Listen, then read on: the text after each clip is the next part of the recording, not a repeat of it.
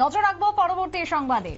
একের পর এক বাঘ জঙ্গল থেকে প্রবেশ করে ফেলছে লোকালয়ে, আর চলছে বন দপ্তরের বাঘবন্দি খেলা।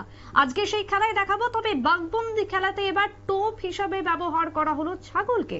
সোমবার সকালে কুলতলির মইপিঠের কিশোরী মোহনপুর নদীর চরে এমনটাই ঘটনা, যেখানে বাঘের ছাপ দেখতে পাওয়া যায়, পায়ের ছাপ, এবং সেই পায়ের ছাপ দেখে এলাকার মৎস্যজীবীরা রীতিমতো আতঙ্কিত হয়ে পড়ে। গোটা গ্রামে ছড়িয়ে পড়ে আতঙ্ক।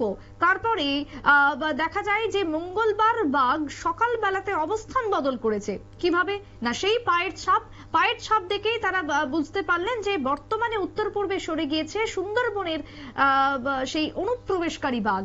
আর সেই বাঘকে ধরার জন্য এবার বন দপ্তর ব্যবহার করলো একটি টোপ। খাঁচা নিয়ে যাওয়া হলো, আর সেই খাঁচার ভেতরে রাখা হলো ছাগল। দেখুন কি বলছেন সুন্দরবনের গ্রামবাসীরা। এরকম তো খুব বেশি লোক তো কাটছে না, একটা দুটা লোক কোনো কোনো সময় এরকম কেটে দে, তো নিশ্চয়ই আমরা ধরা পড়লে আমরা নিশ্চয়ই স্টেপটা নেব।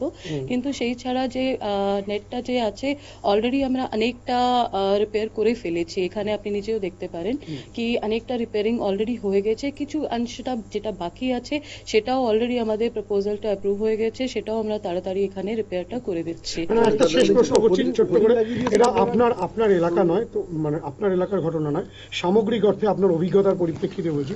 এই যে বারংবার উড়িষ্যার দিক থেকে বাঘ বাংলায় চলে আসছে, এই যে সেখান থেকে ধরাও পড়ছে, মানে এইটার কারণটা কি হতে পারে সেটা আমি কমেন্ট দিতে পারবো না। ওখানে লোকাল যে ডিএফ আছে ওনার সঙ্গে কথা বললে ভালো হবে।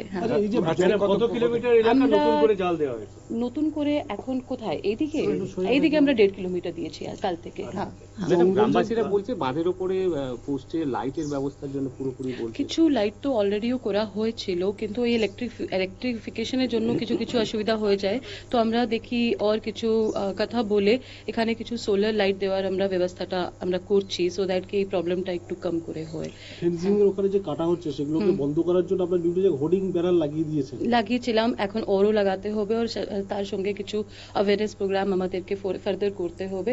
এটা তো একটা কন্টিনিউয়াস প্রসেস আছে, যেটা কি প্রায় হতেই থাকে সমস্ত গ্রামগুলোর ক্ষেত্রে, শুধু এটা নয়। হ্যাঁ, সমঝ। আচ্ছা, আমরা এই যে ফেন্সিং আমরা যে আপনারা শুনলেন দপ্তরের পক্ষ থেকে বক্তব্য। যদিও দক্ষিণ 24 পরগনা জেলার বন বিভাগের আধিকারিক নিশা গোস্বামী তিনি যেটা জানালেন যে অফিসাররা সমস্ত জায়গাতে তল্লাশি চালাচ্ছে। সূত্রের খবর যে খুব তাড়াতাড়ি বাঘকে বন্দী করা যাবে। মঙ্গলবার বিকেল পর্যন্ত বাঘটিকে পুনরায় জঙ্গলে ঘোরাফেরা করতে দেখা যায়, তবে এখনো পর্যন্ত তার খবর আসেনি যে তাকে আদৌ ধরা সম্ভব হয়েছে কিনা। তবে দপ্তর ইতিমধ্যে চেষ্টা চালাচ্ছে। বাঘবন্দি খেলা চলছে পশ্চিমবঙ্গে ফের আরো একবার, অর্থাৎ সাম্প্রতিককালে জিনাতকে ধরা হলো, এবং জিনাতের পর এবার আরো এক অনুপ্রবেশকারী বাঘ ওড়িশা থেকে বারবার ঢুকে পড়ছে বাংলায়, এবং তার কি কারণ, যদিও সাংবাদিকরা এই প্রশ্ন জানতে চান, তবে দপ্তর কর্মীরা তা কিছুটা হলেও এড়িয়ে গেলেন।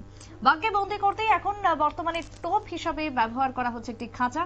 দেখা যাক এখন আগামী দিনে এই বাঘ ধরা পড়ে কিনা, এবং বাঘকে ধরতে গেলে কতটা পরিশ্রম বা কাঠখড় পোড়াতে হয় দপ্তরকে। ছোট্ট বিরতির পর ফিরবো, সঙ্গে থাকুন।